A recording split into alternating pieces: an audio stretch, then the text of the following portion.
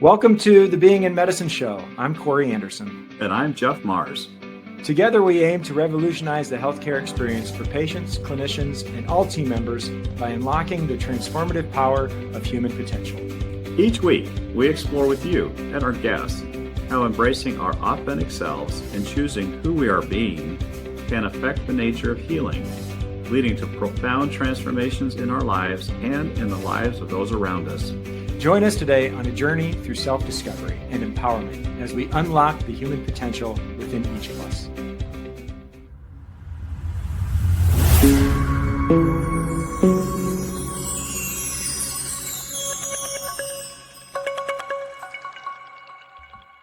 Welcome back to the Being in Medicine show. Welcome Tom Lipinski. Tom Lipinski is a certified trainer for HeartMath's Resilience Advantage course. And he's a consultant and trainer for NeuroChangeSolutions transformative program, Change Your Mind, Create New Results, based on Dr. Joe Dispenza's pioneering work. As a certified professional coach through the Institute of Professional Excellence in Coaching, Tom provides his clients with a unique blend of science-based tools, mindset work, and heart-centered transformation. He is also well-versed in the distinctions of the Landmark Forum, which enhances his ability to guide individuals through powerful breakthroughs. In addition to his coaching and training work, Tom has effectively managed top-performing teams in both residential real estate sales and the fine dining restaurant industry, real-world experience that informs his grounded and results-oriented approach to personal and professional growth. Tom provides one-on-one and group coaching to support your growth in any area. What possibilities await you and your life that are worth exploring? Tom, thanks for joining us today. My pleasure. I'm happy to be here. HeartMath. Tell us all about what is HeartMath? HeartMath teaches, it's been around since 1991. It's based out of California. And it teaches to live heart-centered, I guess is the best way to say it. So the way I look at it is that I make decisions from my heart. I listen from my heart. I think from my heart. When I'm thinking from up here, could go off the rails. When I'm thinking from here, I'll always do the right thing. Yeah. So I got exposed to it. I really learned about HeartMath in about 2021 maybe, and it was from my relationship with NeuroChangeSolutions and Dr. Joe Dispenza. And he's a HeartMath practitioner. There's a lot of people that are HeartMath practitioners, and I saw that it was going to be a great complement to the work I was doing with NeuroChangeSolutions, and it has been. In fact, I really love the heart-centered living. Have you witnessed any miracles? Have I? I witness them every day. When I get out of bed in the morning, before my feet hit the ground, what miracles are happening today? So, man, how about the 3 pinia bushes in my backyard? I've got 105 peonies that are just beautiful. To me, that's a miracle. And I was reading somewhere that the odds of you and me being here are 400 quadrillion to 1. That a sperm and an egg would get together and create me. The odds are so great. So just looking at it that way, I'm a miracle. And you are too. Thank you for that. You're welcome. Change your mind, create new results. Tell us more about that. All right. Well, so can I throw some concepts in? Absolutely. Yeah. This is your platform, my friend. If it gets too lengthy, slow me down, but I love this stuff. I learned there's a philosopher, Martin Heidegger. He goes back, I want to say the turn of the century. And he wrote some books, and Werner Erhard, who formed Est and then later sold it to Landmark, a lot of the things that Werner did and Landmark does is from Heidegger's research and work. And he said that there's a concept called thrownness. Mm-hmm. And the idea of thrownness is that we don't pick the historical time we're born. We don't pick the culture. We pick nothing, right? Now, there's some people that might argue that, but, you know, I was thrown into my mom, that 400 quadrillion to one odd that I would be born. And I didn't pick, you know, all four of my grandparents are Polish. I didn't pick anything about it. I was just there. The family didn't have a lot of money. Everybody worked really hard with that Polish culture, and whatever you had, be happy with it because that's all you're going to get. It's kind of like that kind of a mindset, that Eastern European mindset. You know, so what happens is we're being conditioned from the day we're born, and really prior to that ancestrally. Mm-hmm. So I'm going to use an example. I do some work in California, in some prisons in California. And if a baby is born into a gang family, or we could even say an alcoholic family or a drug family, or I could even say you've all seen these pictures of kids in the Middle East that are about 8 years old with Uzi guns, right? We don't know what side they're on, but the whole point is they're conditioned, they're programmed to be what they are. You know, so we go on. So during this period of time from birth to about 7 years old, we're living in theta brainwave patterns. I'm sure a lot of all the people watching this know what that is, but it's in essence, it's a hypnotic state. You know, we accept, we believe, and surrender to information. We don't analyze it at all. So we become conditioned. We're being programs that aren't even ours. You know, so I was being, you know, programs of my immediate caregivers, mom and dad, and my sister, and later my brother when he came along, and then they were conditioned the same way. So, you know, how far back does it go? I don't know, hundreds of generations maybe. So you know, I have this certain way of being, and I just call it the default way of being. So we end up, you know, thinking a particular way, acting a particular way, and then feeling a particular way, and we create this sameness. And this, in Dr. Joe's work, in the Change Your Mind, Create New Results work, we say that your personality creates your personal reality, which is just another word for life. So your personality creates your life. And we spend a lot of time in the first few hours of that workshop, you know, having people, they got to get that concept that we create that. It's not, you know, thrust upon us. So we end up living our life, and it's this particular way, and things aren't working for us. You know, maybe like for me, there was a lot of self-doubt. There was a lot of, you're never going to have that. Just be happy with what you have. You're not going to be able to do that. That's for somebody else. You know, so I go on living my life like that, and I lived it like that for many years. So in the Dr. Joe work that we do, it's become aware of the conditioning. And the whole idea is to recondition ourselves to a new mind, to a new body. So the thoughts that we are conscious of, we call it our mind, but the thoughts that are under the radar, unconscious, subconscious thoughts, we say it's the body mind, or the mind of the body. And the way I can like prove it to you is I could say, fold your arms, and you're going to do it this way. Look, which arm's on top? Right arm's on top. Arm's on top. Now, if you did this 20 more times today, it's going to be the same way. It's conditioned into you. The body knows how to do it better than the conscious mind. You didn't have to think about that at all.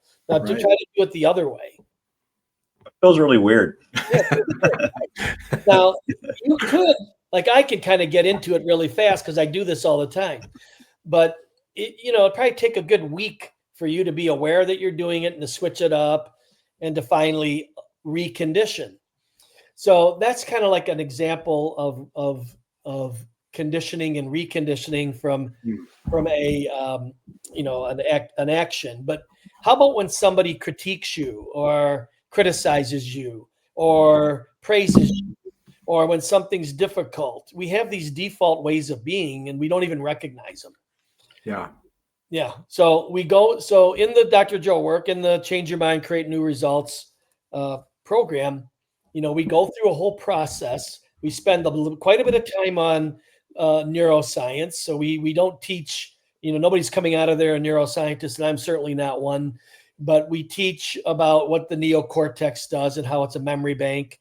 And we teach about the limbic brain, which is the chemical brain, the emotional brain, the mammalian brain, and how when we start to embody something, like maybe how you handle a stressor, that chemicals are released, and that's all from the limbic brain. Sure. And then this that you just did, that's in our cerebellum. All the skills and habits, the fact that you can do what you do, it's all stored in your cerebellum at the hindbrain. So that's about where that's about all that we teach, but it's what you need to know in change is to have an idea what's really going on up there. And then we teach about the frontal lobe, and the frontal lobe is the creative center of the brain, and it's when you ask an open-ended question like who would I need to be to do the best job today in the surgical room, or who would I need to be the best parent, or who would I need to be the best spouse?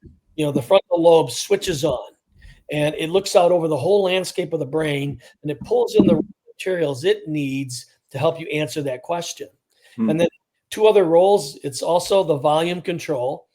So like right now I'm speaking with you, and if the lawnmower guy was outside cutting my grass, I probably wouldn't notice it because the frontal lobe is going to lower the volume to all the interruptions, to keep me focused on where I'm at, especially if I'm in an alpha brainwave pattern. It'll do that. And then the other thing is it's our seat of our conscious awareness. So we teach people about that. And then we teach them about stress. And we spend a lot of time on stress because we're in stress. I think it was Stanford came out and said that 70% of our thoughts are negative thoughts. So we just put ourselves into stressful places, and the sympathetic nervous system switches on, and we're ready to run, fight, or hide. So we spend a lot of time on that so people can recognize their stressors, and then how to move into a creative state. So we walk them through about a 15-hour course so that they can recognize the conditioning, keep what they like, discard what they don't, and create what they want. And we call that reconditioning the body to a new mind. Yeah. Oh. Well, that's brilliant. There's a lot of work there that now I have a million questions. Have at it. No, well, first, the default way of being. So, I mean, this is something that I'm familiar with, but for like our listeners, people who are maybe hearing that for the first time, could you elaborate a little bit on the default way of being and what that is? Well, so if somebody, like, this was a thing for me a while back, like, I think most people develop some level of not being good enough. Sure. Some, it stays with them their whole life. Some people, it's not even an issue. But for me, it was like I wasn't good enough. I wasn't good enough to get the girl. I wasn't good enough to get good grades. I wasn't good enough to talk to this CEO. And so, I had these default ways of being, and I couldn't see them. It would be like me putting on rose-colored glasses or yellow glasses. At first everything would be yellow, but then after a little bit, it's just normal. Sure. So the default way of being this was a default way of folding your arms. But, when somebody questions you or critiques you, or, like you could ask me just a regular question, about anything, and I might turn it into, oh, they're questioning what I'm doing. They're questioning me. So default ways of being, I mean, if they're stopping you, they can They can be, they can stay with you for your whole life and hold you down. You hear a lot of coaches talk about playing a bigger game, and if you're going to play a bigger game, you got to recognize those default ways of being and get past them. Yeah, because our default ways of being, some are positive and useful, and a lot of them are also non-useful, right? 100%. Yeah. Yeah. So, those default ways of being can really contribute to what we're creating, or it can distract. And I think that's, like you said, when your default way of being is I'm not good enough, and someone challenges you or something is presented to you, it's the mindset that you shift right into is that way. Yeah, 100%. Yeah. In the Change Your Mind course, we teach a distinction called the river of change, and we have participants really, dig deep and like, here's things that stop me. Here's things that I'm good at. They kind of like describe their positives, their negatives, the things that get in their way. Okay. And they get really clear on it. And then we have them create a new self, the future self that they want to be.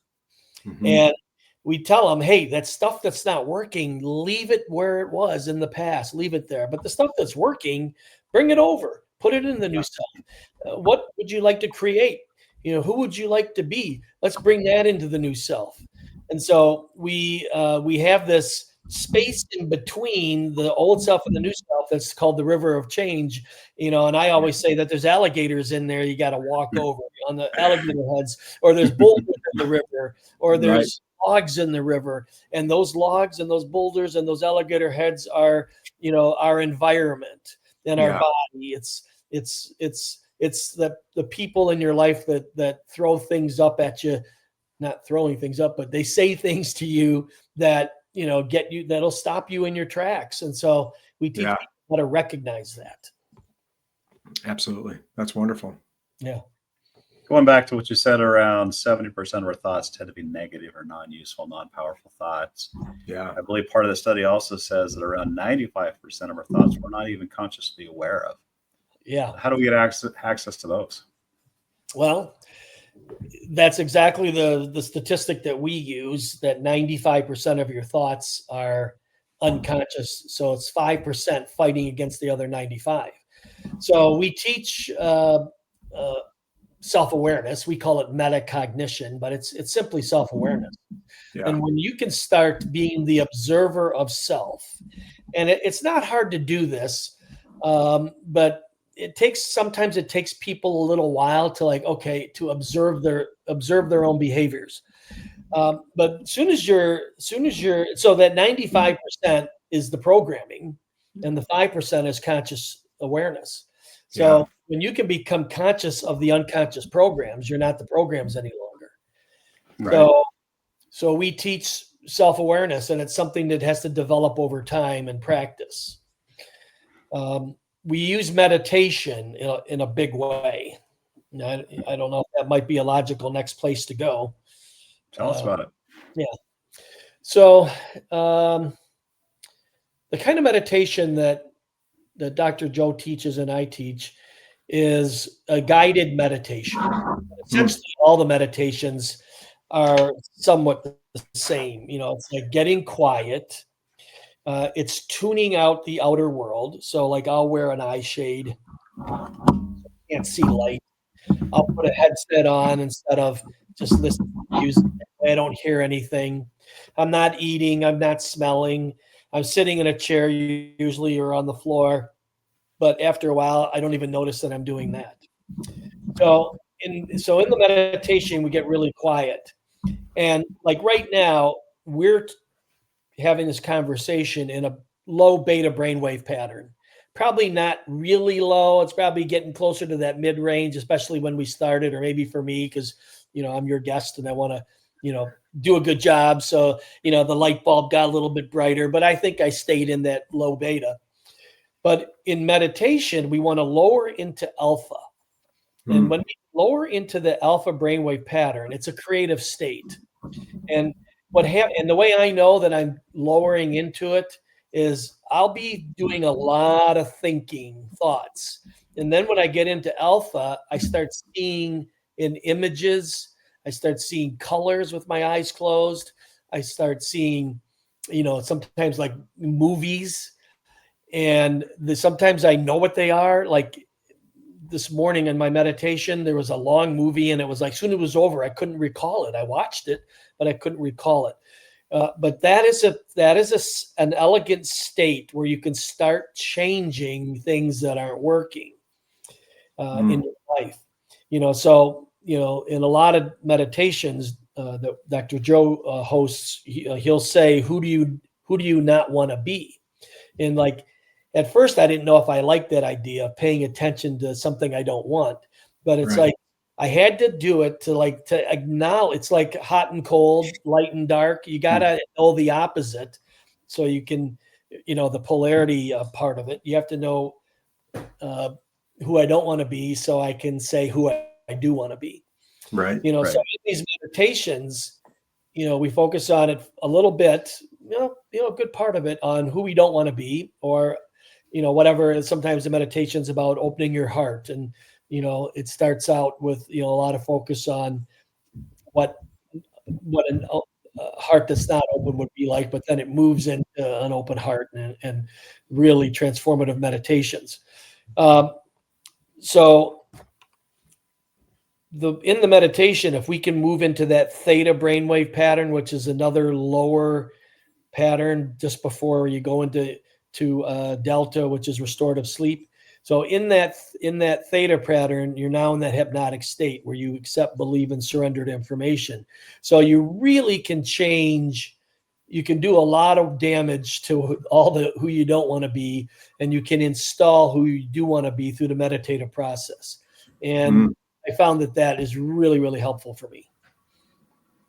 Is there a visualization involved in this? Eyes are closed, so I'm not. Yeah, I mean, there's this one particular meditation I do. It's actually an hour and 27 minutes, and it's called the Body Electric. And when I'm in that meditation, I go so deep that it seems like 5 minutes went by. So an hour and 27 minutes goes by, and I'll come out of it and I'll look at my watch or I'll look at my phone, and it's like, whoa, that was an hour and 27 minutes, but it felt like 5 minutes because I've gotten so, I always go into theta in that meditation. I got so quiet. We do a little bit of breath work in it because it's a laying down meditation and you don't want to fall asleep. So the breath work kind of, keeps us a little oxygenated, keeps us awake through it. And that one that's a great, I love that meditation. Just got to find an hour and a half every, to do it. Most of the ones I do are about 45 minutes to an hour. One of the times that I first became aware of you, Tom, and the work you do was in a healing meditation that you led for our mutual friend, Chris Chitty. Yes. I found that to be a very powerful experience, and I believe it makes a difference. And as I understand it, that was not a one-off. I just happened to be involved in the one time, but it sounds like it's an ongoing thing. How does this help patients heal or people heal? So I'll have to tell a little bit of story. So when you go to a Dr. Joe retreat, we do live healings there. And there'll be typically 2,000 to 2,500 people there. And there'll always be 400 or 500 people we call healies. And the healies, this is very sacred, very solemn. Dr. Joe's got this dialed in. All the people there are dialed in. And we go into the ballroom and we go in order. We don't pick who we're going to heal. And we're really not actually healing. What we're doing is we're helping the person change the energy around their body. Because in quantum physics, at the atomic level, we're 99.999% energy and 0.00001 matter. And it's only when we observe ourselves that we see this illusion of a desk, a laptop, you guys. But in essence, we're just, electrons and protons, flying around a nucleus. And so So when we're in that healing, we help people access their energy field, and we don't have to do a lot. We just have to know that it works. So I'm a very big skeptic. So it's like, I'm going to every YouTube quantum physics site I could find, and I started learning about quantum physics and the double slit experiment, quantum entanglement. And I started finding out, this stuff is not something Dr. Joe made up. This has been around since the turn of the 1900s, in the Einstein days and the Niels Bohr days and the Planck days. And so it's like when and I was still skeptical, but I kept seeing people get healed. I remember a woman who was told to me that she had late stage Parkinson's, and she was in a wheelchair, and she was at this event, and her husband was wheeling her around in it. And she had been doing a lot of work. It just didn't happen. She had been doing a lot of meditation and a lot of healing work prior to that. And then all of a sudden she gets out of her wheelchair and starts dancing.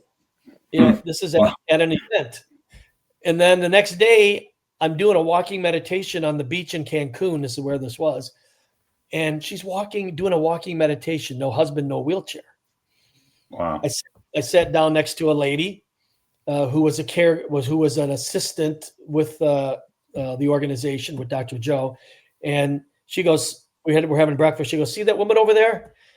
That's who I'm taking care of. She had MS, but she says it's gone now.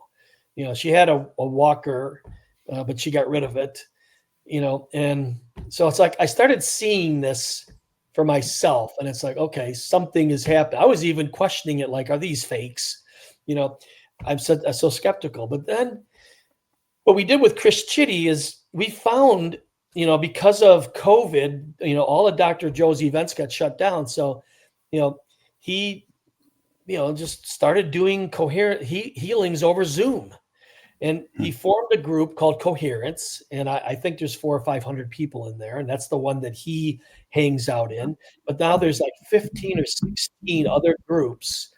And the group that I'm in, we're doing about 10 people a day, every day. And in the morning and in the evening. And there's these 16 other groups. So I don't know how many hundreds of people that is every day. Now, what happens in those? I've seen people, that had horrific car accidents that are told they're not going to make it, and they make it. Or people that were told, today's their last day, and all of a sudden they get another day and another day. And then a month later we hear that, they're out of the hospital. Just stuff happens. I mean, blind people seeing, thyroids that were removed, or I guess cancerous being grown back. There was a story of a woman who had 9 inches of colon cut out and 10 grew back, and they're all talking about it's the coherence healing. So, I'll do those. I do one every Saturday, and I usually add 1 or 2 more in the week. We've got about 500 people in our group. And so we always have about 20 to 30 people, healing 4 to 6 healies, and we get reports, that they healed. So how's it happen? I don't know. I'm going to call it quantum entanglement. If you set attention to help that person whose picture you see, we don't see them in live. We just see their picture, but they're in the Zoom room too.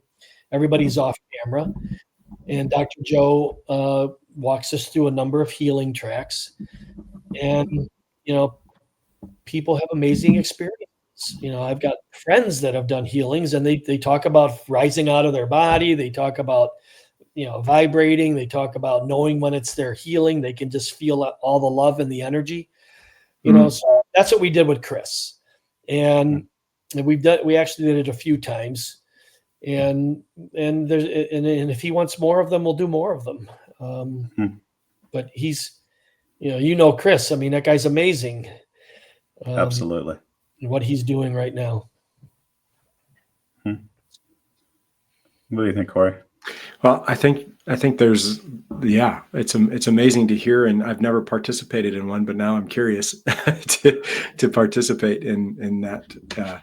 Tell me a little bit of, like, in terms of our daily medical folks, our healthcare workers, how could they use this information, or how can they channel this or engage with it in a way that in their everyday work could be useful for them? Is there, tell us a little bit about that. I mean, there's so many things I could say to that. Two things that come to mind is, I know how involved, this is being in medicine, right? Yeah. I know that you have an extensive background in, can I mention the book we read and the person who it's out? Yeah. So Steve Hardison is the ultimate coach, and the book, there was a book written about Steve, and he didn't want it written, but it got written, and he was at every step of the process, making sure that it was the kind of book. It wasn't the kind of book that he wanted, and what he wanted was a book about being. So like, who am I being as a father? Yeah. All right. So what does that mean? Right. So like, Steve teaches a process called the document. Okay. Mhm. You guys have documents. Okay. Right. Yeah. So to me, the document is, I'm integrating it in with my Dr. Joe work. It's just that creating a document takes, quite a few hours. So, the Dr. Joe work is 15 hours of classroom, and then some outside the classroom work. But we talked about a default, right? Yeah. Earlier, default way of being, that thrownness, that programming that's not yours. Well, the document is a created way of being. Yeah. And it's a victory over the past. It's a victory over the programming. Yeah. So I think what I would say I'm going to answer the question another way as well, but, is, and you guys are doing this, but if the medical world, could see, they all know. Everybody knows about, what I'm saying about the default ways of being and the conditioning and the programming, and, but actually go through some training. And you had mentioned that there's not much training in medical school about this, but to create who you're going to be, not only for your patients, for yourself, for your family, that would be huge. And then, Jeff, you and I talked some time ago about helping patients do the same. Yeah. Right. I think if a patient, it's got to be scary. I've broken a couple ankles, but I haven't had anything, crazy bad like what Chris is facing. I can't imagine what he thinks, but if a patient could, see what their defaults are and create something that's going to be a victory over the defaults, and maybe tie in meditation, and maybe tie in where I'm going to go next is heart focused breathing. I just feel like they would have different results. They can lower out of that fear. Maybe they won't go all the way out of it, but if they could get into a creative state, it would help. No, that's very useful. Yeah.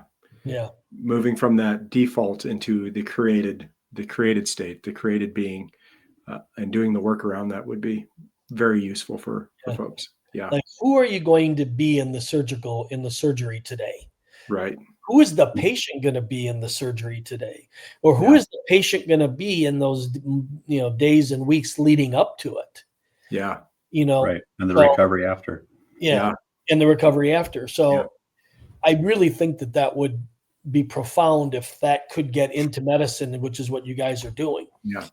And then the other thing, I must talk about it is coherence. So we hear heart rate all the time, right? Oh, you got a 70, or my resting heart rate is 55, or, and if we're 70 right now, most doctors would say, most general practice doctors would say, oh, that's great.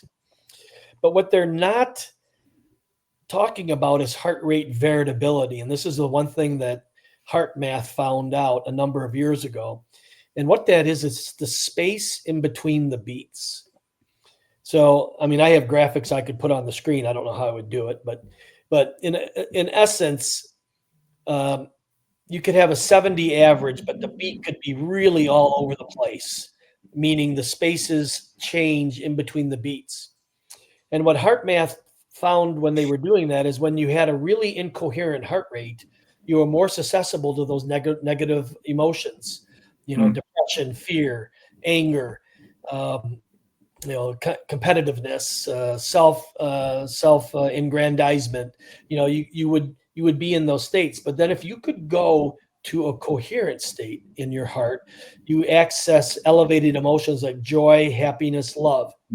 So I do these little, and those heart rates, the space in between is all the same. So the amplitudes are all about the same, and the troughs are all about the same on the heart rate variability monitor. And I have it on my phone, and I also can hook people up to my computer. And when I do, I'll do like an hour and a half, lunch and learn, and I'll get somebody from the audience to volunteer and come up to the front of the room, and we hook them up. They're a little bit nervous. The monitor's behind them, so they can't see it, but everybody in front of them can see it. And every single time their heart rate is all over the place. Might be average 70 or 80, but it's all over the place. And then I have them do heart focused breathing, which I'd love to show you a heart focused breathing technique. Love it. And within 10 seconds, usually, it starts changing. And within 30 seconds to a minute, they have this elegant, it's not the herky-jerky, mountain-looking thing. It's just a beautiful wave. And, after a couple, 3 minutes, I'll stop them and I'll say, well, how are you feeling right now? And, well, I feel relaxed. I feel calm. So teaching patients that, teaching doctors that. I mean, there's a whole division at HeartMath for the medical profession. If you wanted to get involved with that, I can introduce you to Sheva Carr, who's really, she's one of my coaches, and heads up that division. And then I think being coherent's a big thing. It's like the way we sometimes say a drunk person is incoherent, right? So what's the opposite of that? They're speaking clearly. They're coherent. Or if you ever seen the rowers in the Olympics where there's 10 people in a boat rowing, they're all in sync, right? And they're all coherent. But you get one guy rowing out of order, the boat's going to turn. It's not going to go fast, and there'll be an incoherent boat. So I like to use those two examples to say, to get your heart beating in this coherent way, then your body is working better than it was when it wasn't coherent. Now, the heart has a brain. It has about 40,000 neurons, far less than the billions that are up here, but they're a different type of neuron. And the heart sends 4 times as much information to the brain as the brain sends to the heart, like to the hippocampus and to the thalamus and the amygdala. And that information helps the brain become coherent. So Dr. Joe, and with HeartMath, we'll often see people walking around at events with helmets on, and they have the electrodes, the EEG electrodes, and their brain will be firing in like a lightning storm in the cloud. It's going to be all disorderly. And so when a person gets coherent in the heart, it informs the brain, and the brain starts falling into line, and then the brain gets coherent. It starts lighting up in a more coherent way, in a constructive instead of destructive fashion. And then, people start thinking clearer.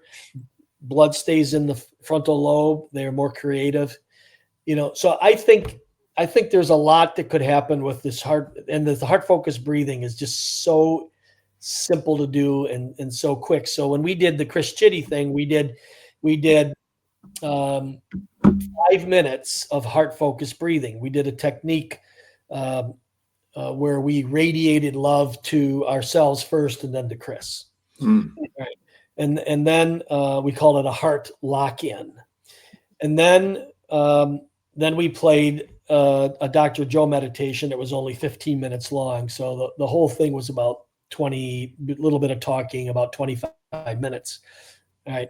And, to me, that would be a huge thing to bring into medicine is surgical teams, general practitioners, recovery rooms. And I'm not around that a whole lot to say what it is and what it isn't.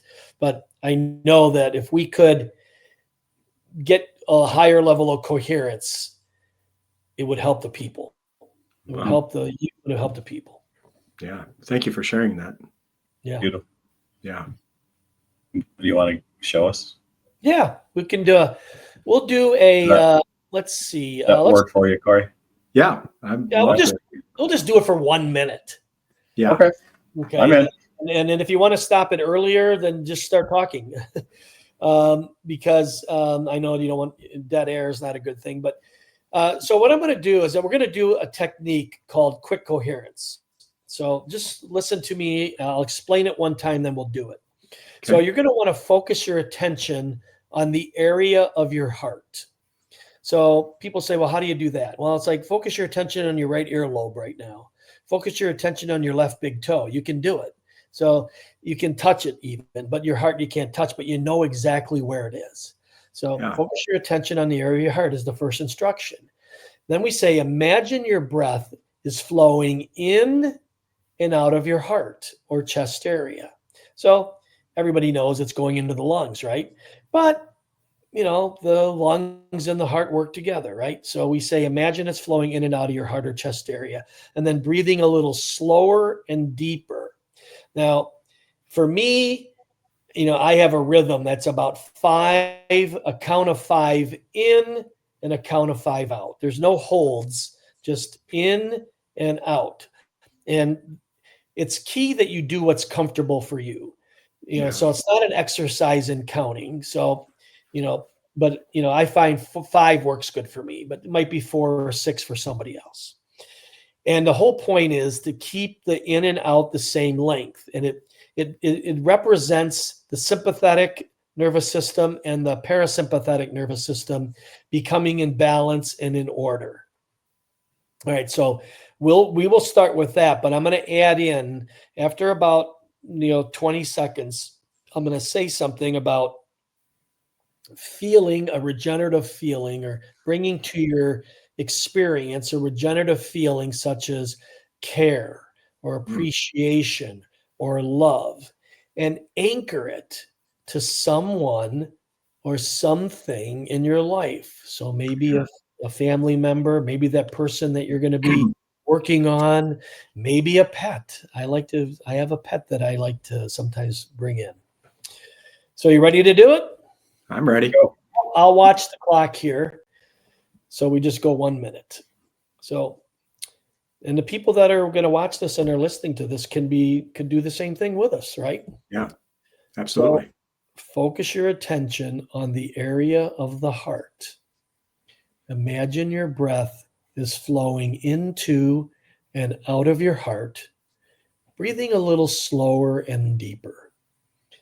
So it's not an exercise in counting, but you could count 4 or 5 breaths in, 4 or 5 breaths out. So start that rhythm and just start relaxing and start paying attention to where you might be tight in the shoulders, or you might be clenching the floor with your toes, or you could be grinding your teeth, and let go of all of that.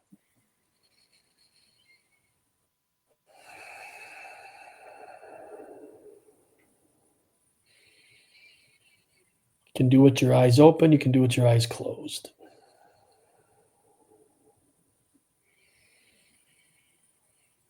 Now, make a sincere attempt to experience a regenerative feeling such as care or appreciation or gratitude for someone or something in your life. And we'll go 1 minute from now.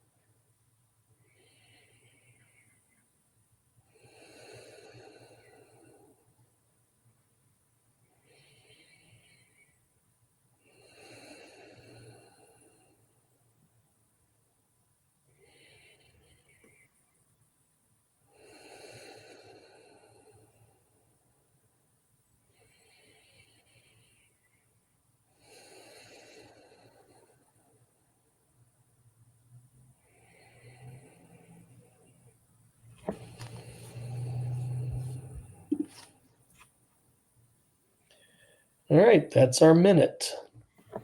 So let me ask you, what's your state right now?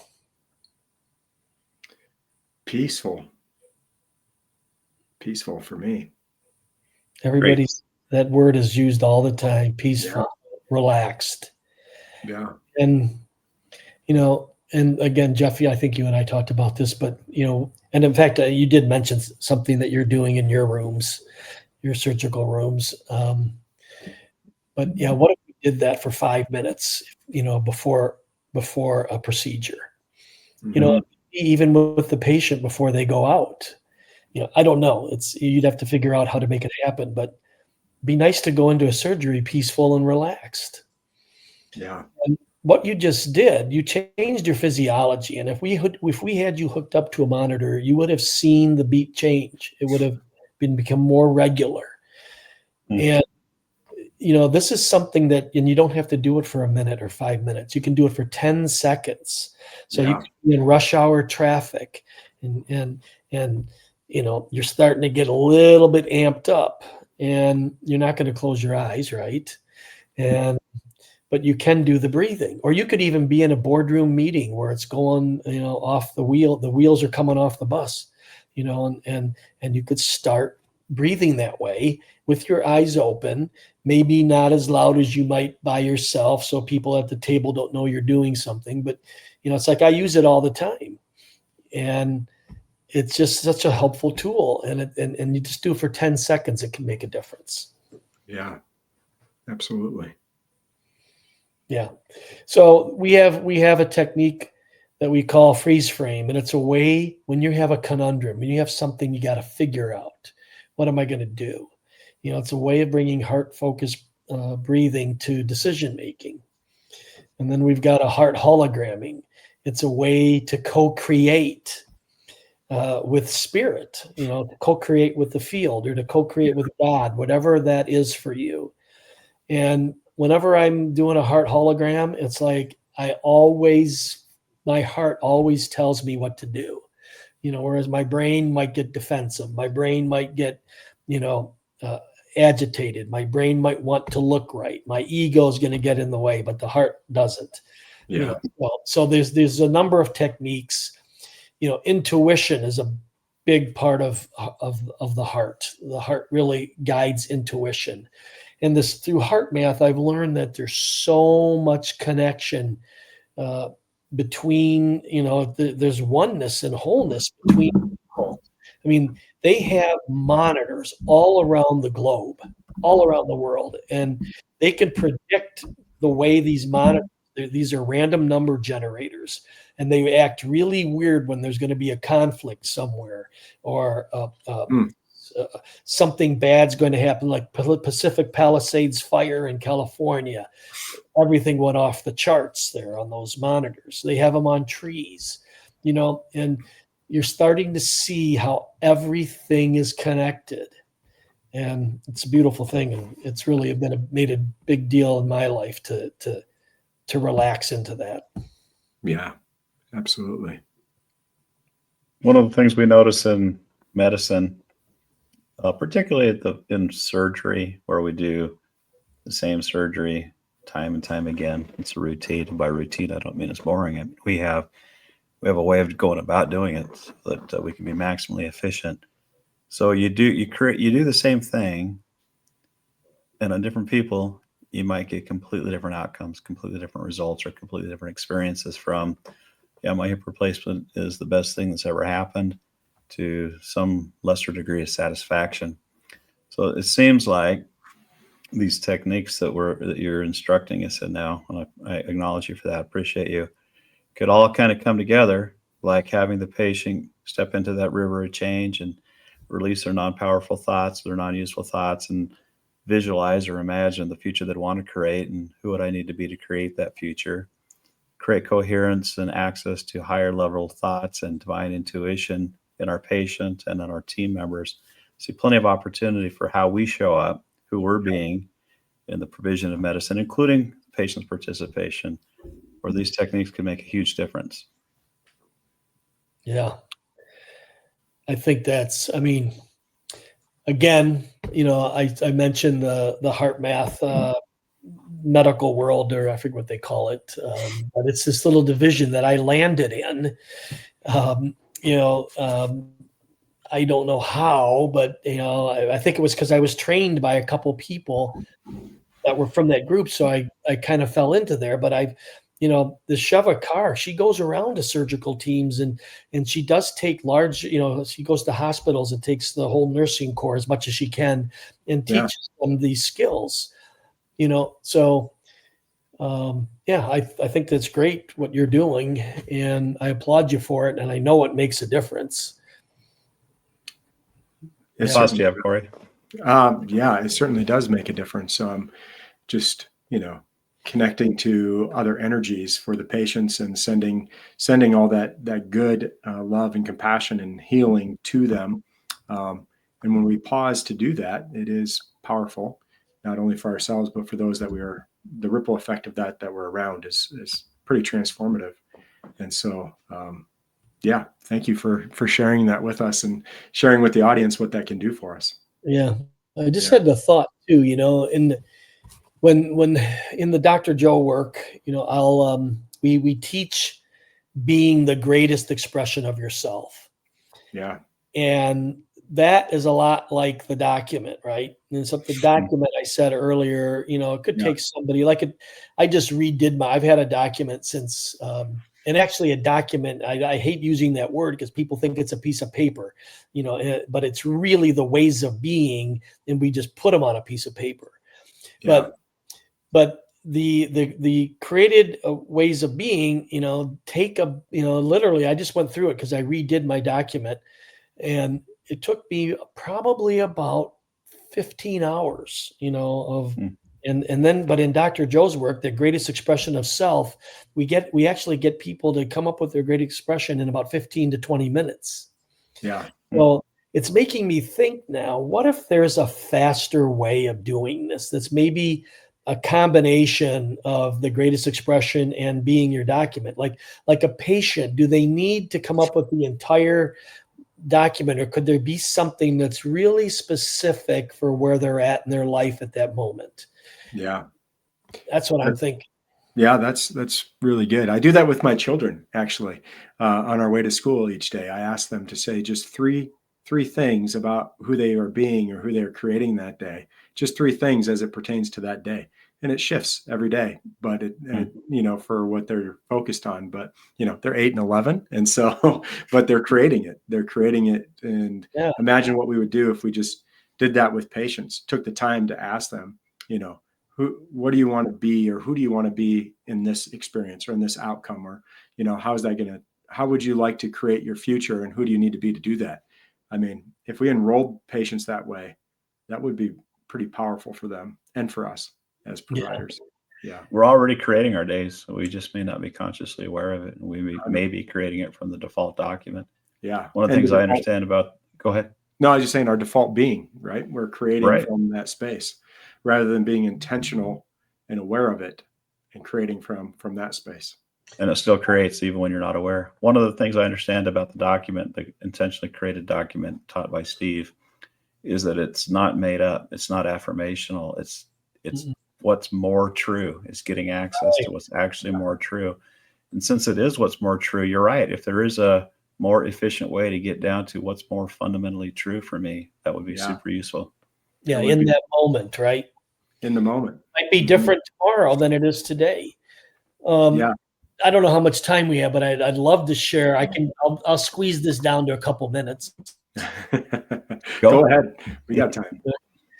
Well, it just perfect. It states exactly what we're talking about. So I went to the market I shop at all the time, and I got the very closest spot to the front of the building. And I took it and went in, did my shopping, and I came out, and I always take my cart back into the store. So, but I had something I wanted to put on my front seat that I was going to eat on the way home. And so it didn't make it in the trunk. So I wasn't going to take it into the store with me. So I left the cart near the rear of my car, and I went to open my door to put the snack on the front seat. And a lady came up and started yelling at me. Like, you're lazy. Why are you leaving your cart in the parking lot? It's so close. And I said, I'm just going to take it in right. And before I even finished, you're lazy and you're typical. And you can imagine all the stuff.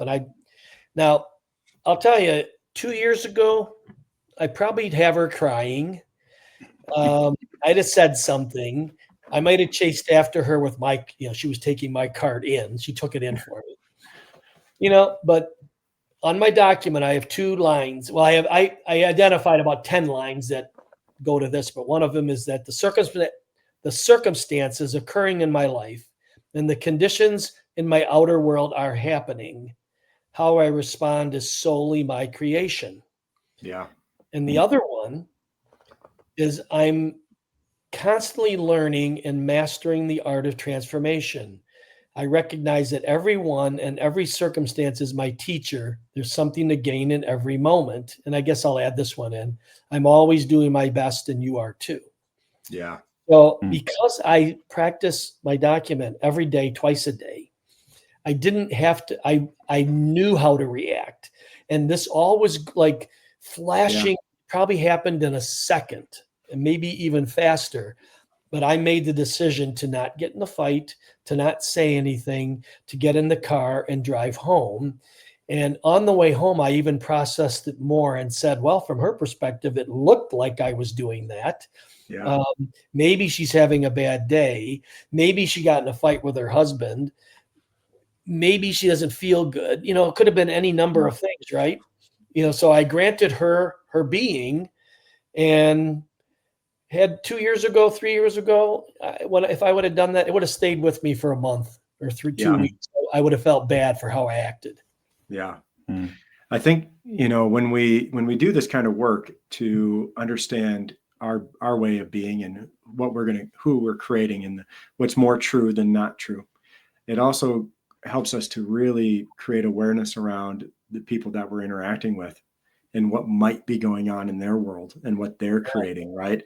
And it just creates so much more space for us to be with people and to interact with them, which for me, working in healthcare, having that understanding, creating that space to be with staff, with nurses, or with patients, having done that work myself, just creates a whole bunch more space that I get to live in and be aware of what might be going on the other side. And so I acknowledge you for doing that work and for creating that space for all of that to show up in really seconds and minutes and moments. And that's awesome. No, I remember having a tit for tat with my wife about the coffee cream, and it lasted a month. It's like today, it would never have happened. It couldn't have happened. I'd have gone out and bought more coffee cream. Right. So it's like, and then Jeff, you had talked about it earlier. It's like, it's this default, right? So like, she has a default. Yeah. She's programmed. She just may not know her programs. Right. So if I can grant her being, yep. I can love her. And then, that's another part of it too. Like Steve Hardison, how many times you've ever heard him say, if I can hate somebody I don't know, I can love somebody I don't know. Absolutely. 1 million. So even though she said that, I love her. Yeah. Care about her. Yeah, absolutely. And I love, we've had a fair amount of these conversations with folks, and, Steve's name comes up often, and so does the ultimate coach. But I do want to point out, because you brought it up earlier, is the notion of being, the being, all the way from Heidegger and his Dacian contact, and then even further than that, being has always been there, right? It's just, we have created opportunities to learn about it along the way. And for those of us who have participated and read The Ultimate Coach, Steve is a wonderful instructor on being. And so, but I would challenge people to, especially in medicine, to dive into being and the history of it, because it's always there and it's always been there. And we just haven't we've always been operating from our default being and not creating awareness around the history of being and how that's played a role in medicine. And so I just want to put my 2 cents in on challenging people to engage in that. Yeah. Steve didn't invent it. Right. And neither did Heidegger, right? Right. And you're the first guy I've ever heard say Dasein. Yeah. Yeah. You know. Yeah. It goes back a long ways. And, we speak about it and people will say, oh, this is a new idea. No, we're just talking about it more now, but it's been present, and it has been present in every moment for forever. And so it's just, I challenge people to kind of read about that and find and explore that, and then find ways to create that in their lives. So, yeah. So Dojo Master student says, Master, it seems you never lose your balance. And his response is, of course I lose my balance. I just regain it so quickly you don't even notice it. No, I acknowledge you for who you're creating yourself to be, have created yourself to be, and continue to create yourself to be in the domain of mastery of being. Thank you for sharing yourself with us today. Yeah, thank you, Tom. It was wonderful having you on. I really appreciate it and learn a lot. And I'm going to definitely work on some of these heart-centered techniques for sure. Yeah. Yeah. All right. It's been a pleasure being here. Thank you for the invitation. Yeah. Well, thank you. Have a great day. Thanks for joining us. Thank you. Thank you for joining us today on the Being in Medicine show, where each week we open the transformative power of connecting our physical, emotional, mental, and spiritual nature to how we show up in medicine. If you find this conversation valuable, please like, comment, and subscribe. And if you or someone you know has a story to share, contact us at beinginmedicine.com. See you next time.